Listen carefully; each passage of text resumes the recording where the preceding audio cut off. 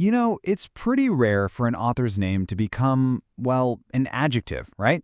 Especially one that means oppression. But that's exactly what happened with George Orwell. His name is now shorthand for this nightmare future of total surveillance and thought control. So the big question is, how on earth did we get here?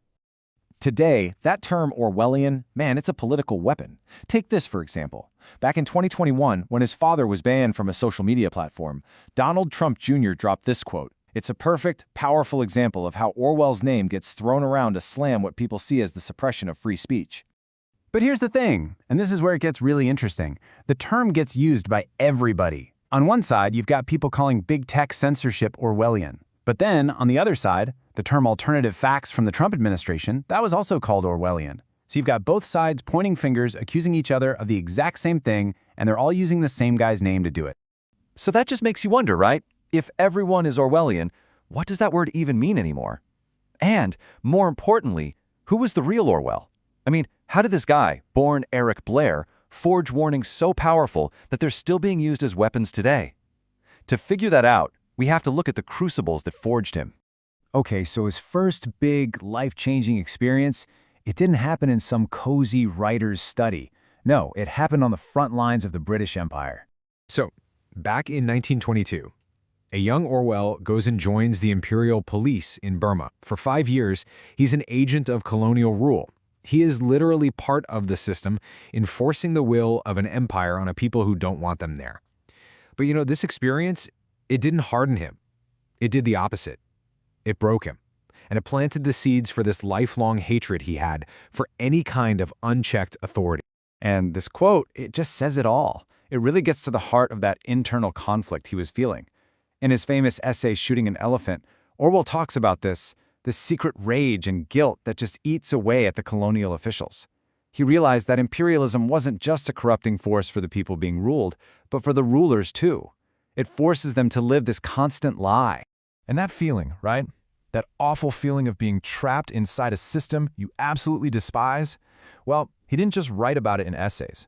It actually became the blueprint for his first novel.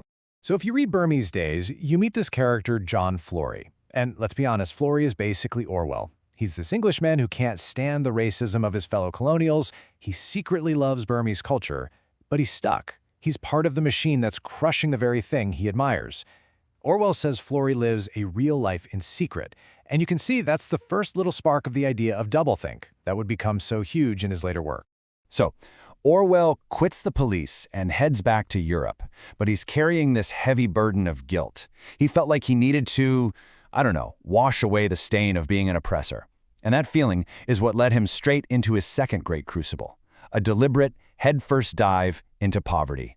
I mean, he didn't just want to hang around and take notes on the poor from a safe distance. No, he wanted to become one of them. He said it himself. It was about getting right down among the oppressed. It was almost like an act of penance for him, a way to escape what he called every form of man's dominion over man. So in 1936, he travels up to the industrial north of England. And you have to remember, this was a place just ravaged by the Great Depression. He didn't stay in a hotel, he lived right there with the unemployed families, and even went down into the coal mines just to see for himself what the brutal reality of working-class life was really like. And it was down there, in the pitch black, that he had this major light bulb moment, an epiphany about how our society is actually built. He realized that his whole life, the life of an intellectual, the lives of all so-called superior persons, it all rested on the completely unseen, back-breaking work of these miners. This experience, it absolutely cemented his socialist beliefs, and it gave him this deep, profound respect for the ordinary people he would later call the proles in 1984. Okay, so at this point, Orwell has seen oppression from the top down, as a cop, and from the bottom up, as a coal miner. But his most important and, honestly, his most terrifying lesson in tyranny, that was still to come, and it would happen on the battlefields of the Spanish Civil War. So he gets to Barcelona in 1936 to fight against the fascists, and at first, he thinks he's found paradise. Seriously, it was a city run by the workers. All the old class divisions, they just seem to have melted away. For a socialist like Orwell, this was the dream. This was a society he believed was actually worth dying for. But that dream, it turned into a nightmare, and fast. The different leftist groups who were supposed to be united against Franco, well, they started fighting each other. Orwell was with this independent Marxist militia, and he watched in absolute horror as the Soviet-backed communists started to systematically purge their rivals. And they didn't just use bullets, they used lies. The level of manipulation he saw was just chilling. The communist-controlled press wasn't just reporting the news, they were inventing a whole new reality. They would smear other militias, completely rewrite battle reports to make themselves look good, and if you disagreed with the official party line, bam, you were labeled a traitor. Orwell literally saw his own friends, good socialists, get branded as fascists in the morning paper. And this was the moment. It was right here, watching history get rewritten in real time, that he finally understood what the ultimate form of control really is. It's not just about controlling what people do, it's about controlling what people know. It's about controlling reality itself. So when you read that iconic line from 1984, "He who controls the present controls the past," you have to understand, that wasn't just some clever bit of fiction he dreamed up. It was something he saw with his own eyes. The Ministry of Truth? That wasn't an invention. For Orwell, it was a memory. So when you start to connect the dots of his life, suddenly all of his timeless warnings just snap into perfect, terrifying focus. And you can really break it down like this.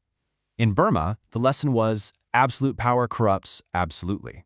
In the coal mines of England, he learned that our entire society is built on the backs of an oppressed, forgotten working class.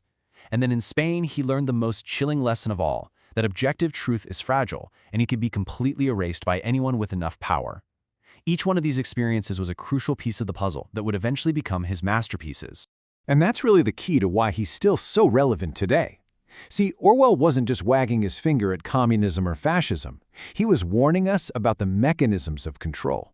He was warning us about any system, whether it's on the left or the right, that uses surveillance, propaganda, and rewriting history to stay in power. And today, those same mechanisms are back, but they're supercharged with modern technology.